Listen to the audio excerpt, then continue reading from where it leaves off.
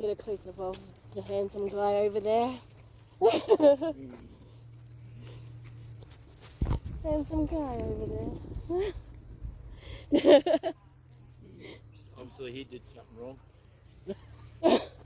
Yeah.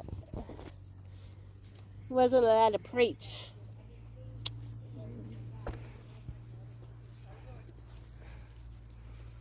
And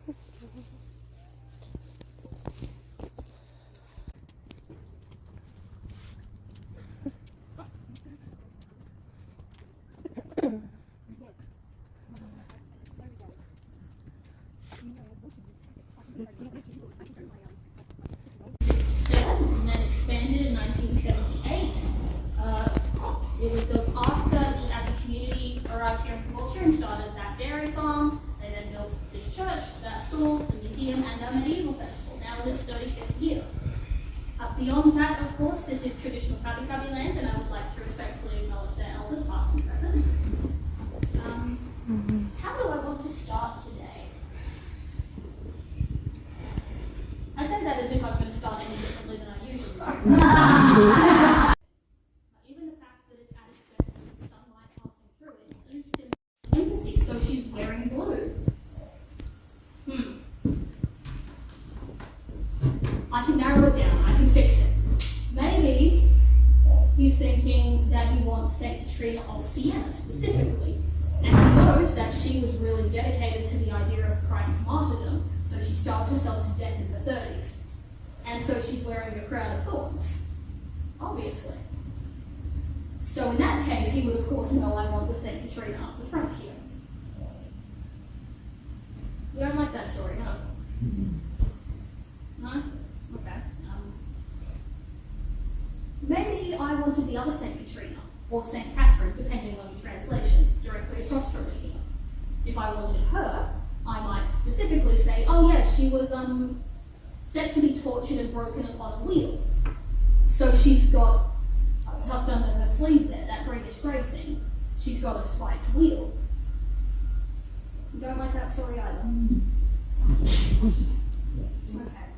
Well, oh, that's good. Keep going. Well, I can't fix that because a lot of saints don't have particularly happy stories. But all the elements individually tell us something about that figure, something about their canonization or the miracles they performed to become canonized as saints, or something about their life, something about their values, what they were.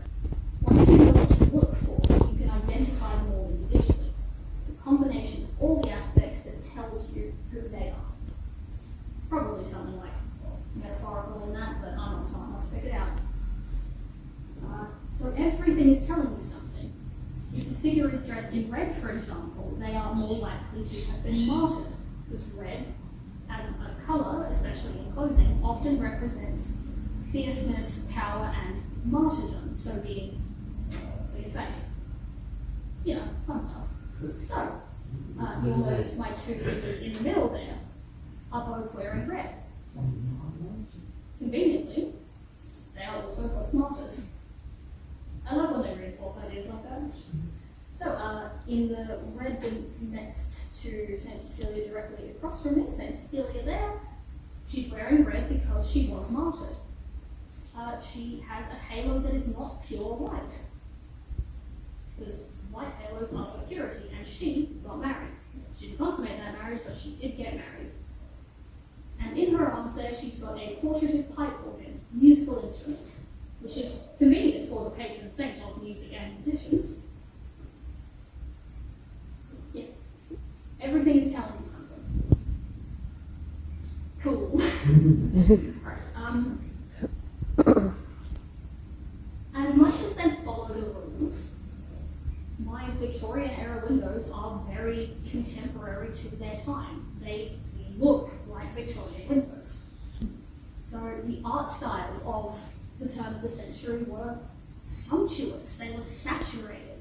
There are so many colours across a single panel of glass, and you wouldn't see that historically. So you can use that as dating evidence. You can also use the larger pieces of glass, the amount of colours across a piece, how saturated they are. but even the shapes, being so smoothly curved, is quite modern. Because, well, by the time we're making these windows, we've got industrial power. We can steam press for perfectly flat, massive panels of glass. So we get perfectly even thickness and thus consistent structural integrity. So you can make bigger pieces. Whereas the further back in time you go, the less sort of manufactured things are, the more inconsistent things are. So in medieval glass, in direct comparison to modern glass, you have often this really lovely sort of ocean surface texture to the fabric of the glass itself. So you have thicker bits and thinner bits. So you tend to have smaller pieces in windows because they just don't have the structural integrity to hold a larger shape, which leads to more dating evidence. You can sort of judge based on the surface of the glass and how big the pieces are when something might have been made. For example, the easiest to see of our medieval windows are probably the shields either side of them on the back wall here. We've got a few other panels around and either side of the back door, but again, for easiest visibility, the shields up here. So they are from the 1300s, like the quite early 1300s. They are very, very, very old. So we'll forgive them for being a little bit smudged, but they are still very clear. The colour is cooked into the glass itself, basically. So at this point, we're looking at hot metal glass. So when glass is like hot and molten, they will mix in mineral oxides and pigments to colour the glass itself using the heat as a catalyst to cause a chemical reaction which gets you the colour. So that's built into the glass itself, which is also partially why it's so isolated. You tend to have a more mosaic look with older glass. The colour is also isolated to just where it's the most important. So in the 1300s, England was having to import all of these things from the western coast of Europe. So they can save a bit of money by limiting the colour that they're using. So, you know, typical cheapness. But it gives us a very distinct, quite lovely look, and it develops the technique of grisaille work. So you'll notice the shields are set into the white or clear glass, and there's some dark, sketchy lines on it. So that is grisaille work, a French word, but an English technique because they stole that too.